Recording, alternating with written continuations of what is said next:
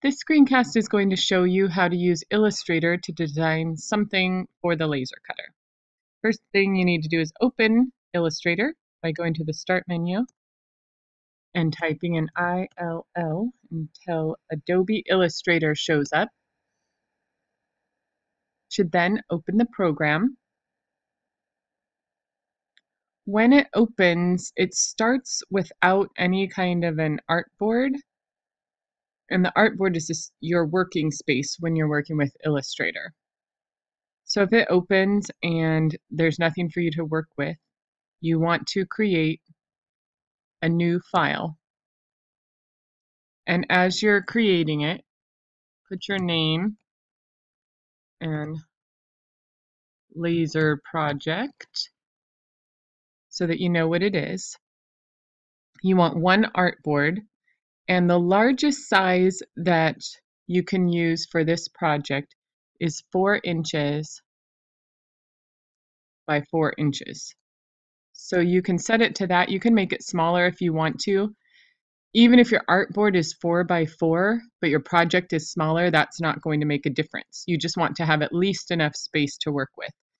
If it's not set to inches, you can change it to inches over here. And then click OK. It now gives you a working space. There are many tools in Illustrator, and I'm not going to go through all of them by any means, but I'm going to show you some of the basics. So you have tools over here. If you click and hold on the right corner, they often will have extra shapes of tools that you can use underneath that. They have the little corner piece down here.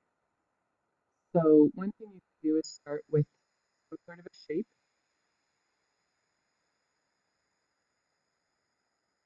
And the couple important things you need to know when using Illustrator are that you need to make sure your line width is not too thick and that the colors of your lines are going to make a big difference whether it's going to be etched and engraved or cut all the way through.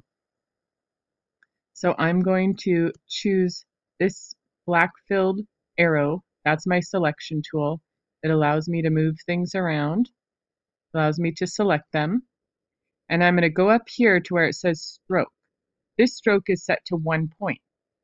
We want it at 0.25. It's a very thin line. The other thing is whatever you want to have cut all the way through should be set to yellow. And this is going to make it so that, the fill should be no fill. The line should be set to yellow. And often it makes it so thin and so light that you can barely see it when it's not selected. It becomes very light. But that's how the laser cutter is going to need to read it. The other thing you can do is design parts that can be etched. Anything that you want etched instead of cut all the way through, you want to make that black. So let's say I wanted to put my name in this. Choose the type tool. Remember, if I hold down the side, there's other ways to do it. I just want to use the text tool. I'm going to click on here and put my name. So right now, if I just left it like this, I want to look first of all and see the fill is black and it has no outline, and that will work just fine. That will etch my name.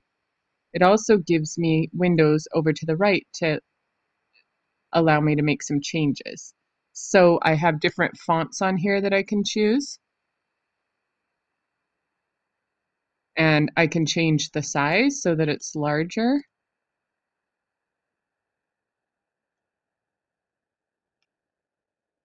And again, I can choose my selection tool if I want to move it around.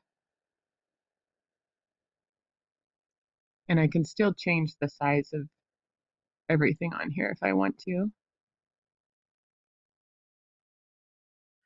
So this would show that my name would be etched and the circle would be cut out. So I would have a circle with my name etched on it. So the important things to remember are that your stroke should only be 0.25. It should be yellow if you want it cut all the way through. And anything else you add on here, and you can do practice and play around with all different kinds of designs, should be black.